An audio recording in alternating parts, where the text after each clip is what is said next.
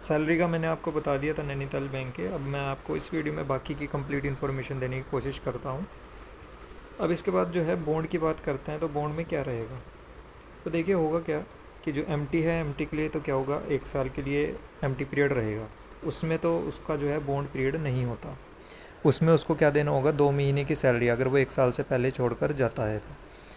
Plus उस पर जो है जितने दिन की उसकी ट्रेनिंग होगी, पर डे के हिसाब से 3,000 रुपये वो उसको और उसमें ऐड कर कर देना होगा।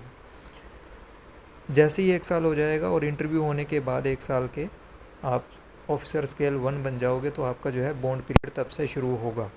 तो अब उसके बाद 1 साल में जो मतलब जो 1 साल का टाइम होगा, अगर उसमें आप छोड़ कर जाते हो तो आपको 3 लाख रुपये प्लस 18% GST इस पे देनी होगी।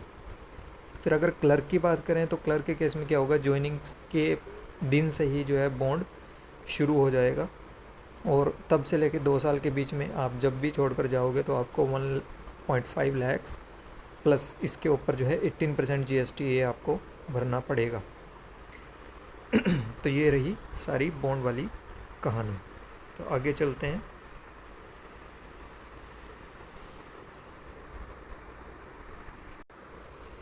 तो उसके बाद अगर हम बात करें एग्ज़ाम की, तो एग्ज़ाम का क्या होगा, एक ही दिन में आपके दोनों एग्ज़ाम होने वाले हैं, वो 9 सितंबर को होंगे। होगा ये कि एक एग्ज़ाम आपका मॉर्निंग शिफ्ट में होगा और एक इवनिंग शिफ्ट में, बीच में जो है 1 या 1.5 घंटे का गैप रहेगा। मैंने भी दोनों एग्ज़ाम दिए थे, दोनों ही क्लियर किए थे। तो ऐसा ही हुआ था, एक मॉर्निंग शिफ्ट में मेरा एग्ज़ाम था और एक इवनिंग शिफ्ट में। मेरा जो सेंटर था वो अम्बाला था, हरियाणा में। 5 स्टेट में ही जो है ये बैंक है, इस वजह से ही जो इसके सेंटर हैं वो 5 स्टेट में ही मिलेंगे आपको। तो अब आपको ये भरना चाहिए या नहीं भरना चाहिए, क्योंकि आपने देखा है कि NIACL का भी एग्ज़ाम सेम डेट में है। तो अगर आप इसको एक्सटेंड करवाना चाहते हैं तो आप मेल कर सकते हो, बट मुझे लगता नहीं कि वो एक्सटेंड करेंगे, हमारा जो HR डिपार्टमेंट है बैंक का। बट आप कोशिश कर सकते हो सब लोग मिलकर मेल करके। ठीक है, तो एग्ज़ाम की रही ये बात। अब एग्ज़ाम लेवल की अगर मैं बात करूँ, एग्ज़ाम लेवल जो है वो आपका RRB क्लर्क मेंस के जैसा रहेगा। तो आप उसको जो है ध्यान में रख के तैयारी अपनी कर सकते हो। जो कट ऑफ है 200 में से लगभग मेरे टाइम में जो है वो 150 के आसपास रही थी क्लर्क की, और मेरे जो मार्क्स थे वो 161 थे। और MT के केस में जो है 128 जो है कट ऑफ गई थी जब मेरा एग्ज़ाम जब मैंने दिया था, और मेरे जो मार्क्स थे वो थे 131.28।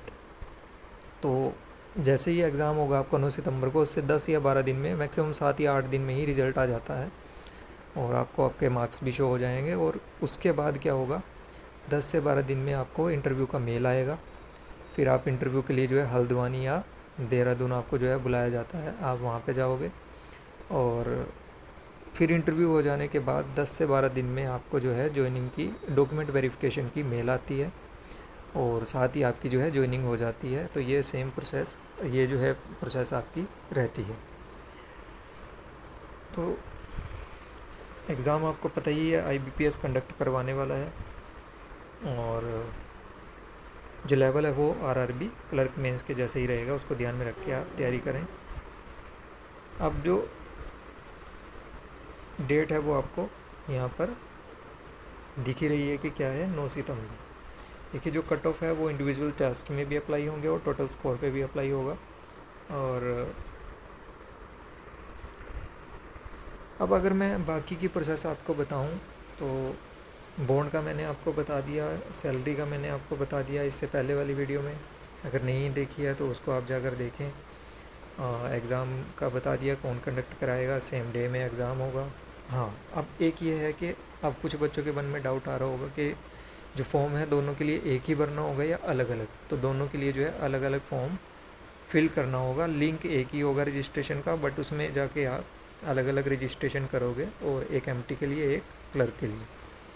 तो दो अलग अलग फॉर्म आपको भरने होंगे। फ़ी आपने देख ही ली, वो नॉन रिफ़ंडेबल है, कुछ इसमें से रिफ़ंड नहीं होगा। अब अगर मैं वर्किंग की बात करूँ, आवर्स की बात करूँ, टाइम की बात करूँ, तो क्लर्क के लिए जो है 9 से 5 की टाइमिंग है, सॉरी 10 से 5 की टाइमिंग है। बट आपको जो है 9:45 9:45 पर ब्रांच के अंदर पहुंचना होता है। और जो आपकी छुट्टी का टाइम है वो 5 बजे है, बट आप 5 बजे एग्जैक्ट नहीं निकल पाते। कभी 5:30 भी बज जाते हैं, 6 भी बजते हैं, 8 भी बज जाते हैं कभी कभी। बट आपका जो टाइमिंग है क्लरिकल में वो यही है। फिर भी मैक्सिमम टाइम आप 5:15 से 5:30 घर निकल सकते हो ब्रांच से। फिर उसके बाद अगर बात करें तो पोस्टिंग आपकी 5 ही स्टेट में होने वाली है और 169 ब्रांचेज़ हैं, उनमें से किसी में भी होगी। और एमटी के केस में क्या है, जो उसकी टाइमिंग है, वर्किंग आवर्स हैं वो हैं 9:30 से 7:30 तक, और उसके बाद भी उसको कई बार रुकना पड़ता है। तो ये सब प्रोसेस रहेगी और ये टाइमिंग भी आपको मैंने बता दी। अब इंटरव्यू की अगर बात करें तो इंटरव्यू जो है वो वैसे ही होता है जैसे और बैंकिंग एग्ज़ाम्स का होता है। तो इंटरव्यू में जो है आपको कुछ बैंकिंग के बारे में पता होना चाहिए, बैंक के बारे में पता होना चाहिए, बैंक की कुछ 1-2 स्कीम आप वेबसाइट पर जाकर बैंक के बारे में अच्छे से जान लें।